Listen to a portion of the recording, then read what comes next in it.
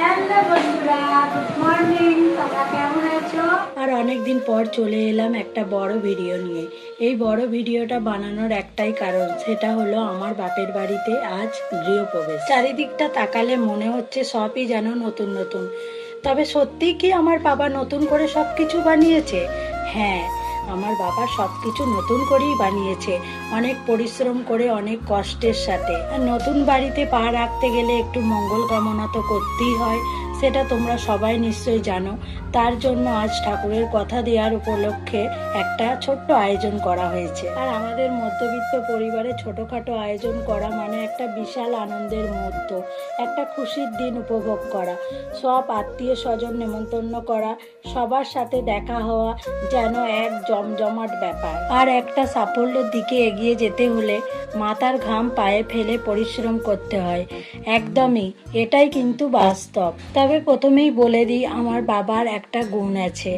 আমার বাবা যে কাজটা করে সেটা খুব ভেবেচিন্তে পরিশ্রমের সাথেই করে। আর হ্যাঁ, সেই কাজটা যতক্ষণ না শেষ হবে ততক্ষণ ধরে কাজটার দিকে এগিয়ে যাবে।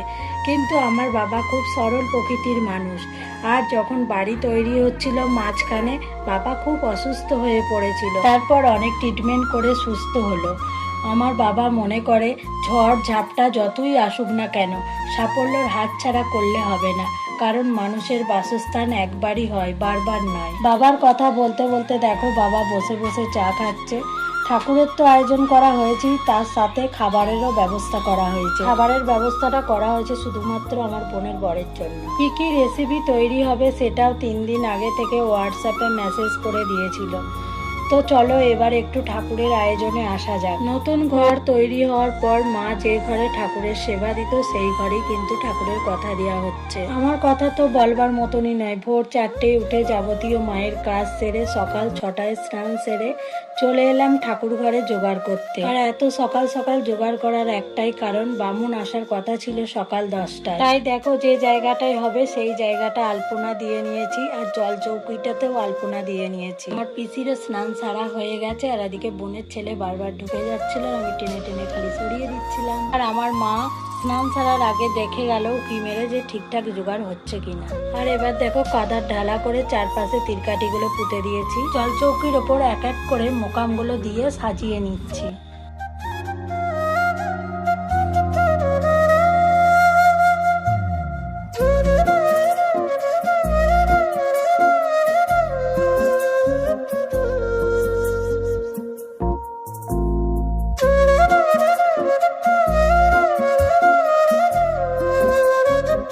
আমার কাকার মেয়ে সকাল সকাল স্নান সেরে আলপনা দিতে শুরু করে দিয়েছে।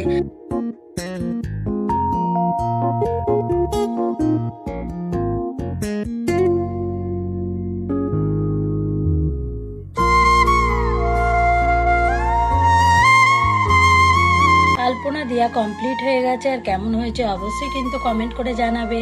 আমি এদিকে নারায়ণের মালা পরানোর জন্য মালাগুলো ঠিকঠাক করে জোগাড় করে রেখে দিচ্ছি। আমার পিসিও রেডি হয়ে চলে এসেছে আমার হাতে হাতে জোগাড় করতে, কারণ এই দিন অনেক কাজ থাকে, সব কিছু মাথার ওপর একা ভার নেওয়া যায় না। আর আমি সিন্নি মাখার জন্য গামলাতে সব কিছু রেডি করে দিচ্ছি। আর আমার বোন স্নান সেরে চলে এসেছে, বসে বসে ফল কেটে দিচ্ছে। প্রায় অর্ধেক ফল কাটা হয়ে গেছে, আর কিছু ফল কাটতে বাকি আছে।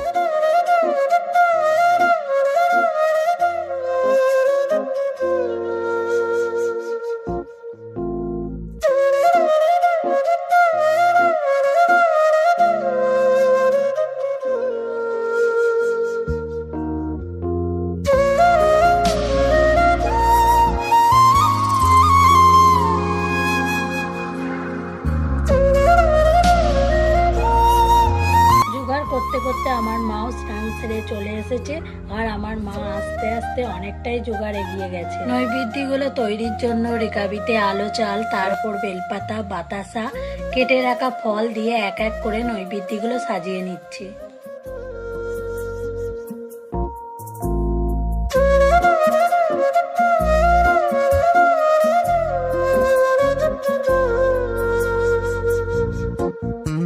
ফাইনালি জোগাড় করা কমপ্লিট হয়ে গেছে, নৈবেদ্যগুলো সব সাজিয়ে নিয়েছি।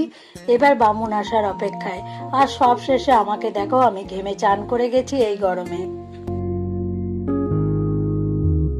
আমার বাপের বাড়ির এখানে একটা মহাদেবের মন্দির আছে, তাই আমার মেয়ে আর কাকার মেয়ে দুজনে মিলে চলে গেল বাবার মন্দিরে সেবা দেবে বলে।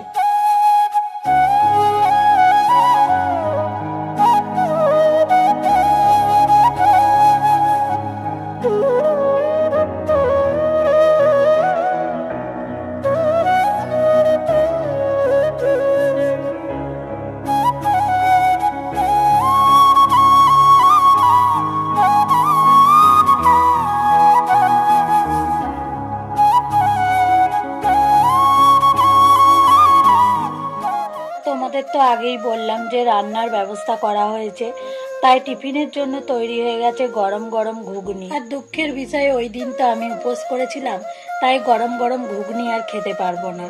ঘুগনি দেখে জিভে জল চলে আসছিল, কিন্তু কিছু করার নেই। আমিও একটু রাঁধুনির কাজে লেগে পড়েছি ফার্স্ট টাইম। আর কড়াইয়ের মধ্যে এটা কি রান্না হচ্ছে অবশ্যই কিন্তু তোমরা কমেন্ট করে জানাবে। সব জোগাড় কমপ্লিট হয়ে গেছে বলে সবাইকার চিন্তাও দূর হয়ে গেছে, তাই সবাই মিলে একসাথে হয়ে গল্প করা হচ্ছে। আর অনেকদিন পর সবাই মিলে একসাথে হলাম, দেখে খুব আনন্দ হচ্ছে। আর হ্যাঁ, আরেকটা কথা বলি, সবাই এতটাই গল্পে মেতে উঠেছে যে ক্যামেরার দিকে একবারও তাকানোর সময় নেই। বামুন আসবে বলেছিল 10টার সময়, তার জায়গায় বামুন এলো 12টার সময়। বামুন এসে পুজোয় বসে পড়েছে, আর আমরাও দেখো বসে পড়েছি।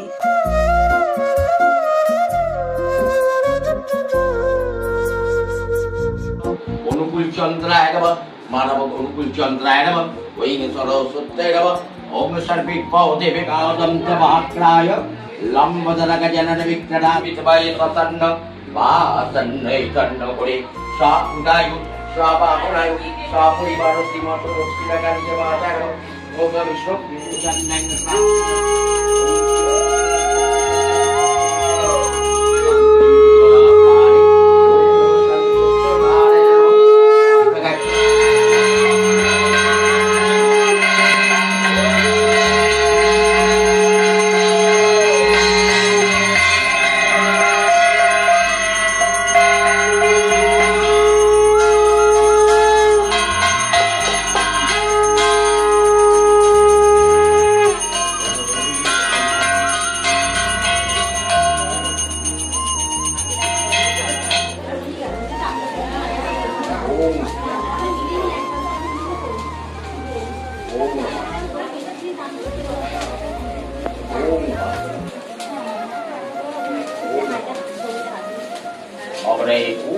পুজো করা কমপ্লিট হয়ে গেছে, আর এখানে সিন্নি মাখার পর্ব চলছে। সিন্নিটা মাখছে আমার মাসি, আর আমার বোন নৈবেদ্যের ফলগুলো আজার করছে। আবারও সবাই মিলে যে যার কাজে ব্যস্ত হয়ে গেলাম, আর বামুনও এদিকে নারায়ণ নিয়ে চলে গেল। দুপুরের মেনু তৈরি হয়ে গেছে, চলো দুপুরের মেনুতে কি হয়েছে দেখা যাক। এদিকে আছে রাইস, তারপর আছে কাশ্মীরি আলুর দম, এরপর আছে চানা মশলা, পনির, আমের চাটনি আর পাঁপড়। যেহেতু ঠাকুরের কথা দেওয়া হয়েছে, তাই সবটাই নিরামিষিতেই রান্না হয়েছে। আর এই রেসিপিগুলোর মধ্যে তোমরা কে কোন খাবারটা খেতে ভালোবাসো অবশ্যই কিন্তু কমেন্ট করে জানিও। পুজোর শেষে মা আর মাসি সিন্নি প্রসাদ খাচ্ছে, আর এদিকে মামা মামিও বসে আছে। সমস্ত কাজ সেরে আমিও সিন্নি প্রসাদ নিয়ে বসে পড়লাম। আর আমার ভিডিওটা কেমন লেগেছে অবশ্যই কিন্তু কমেন্ট করে জানাবে। আর আমার তো ঠাকুরের কাজ করতে খুবই ভালো লাগে। এই ভিডিওটা যারা ফেসবুক থেকে দেখছো, ফেসবুকের প্রোফাইলটাকে ফলো করে নিও। আর যারা ইউটিউব থেকে দেখছো, তারা অবশ্যই চ্যানেলটাকে সাবস্ক্রাইব করে পাশে থেকো। Tata, bye bye.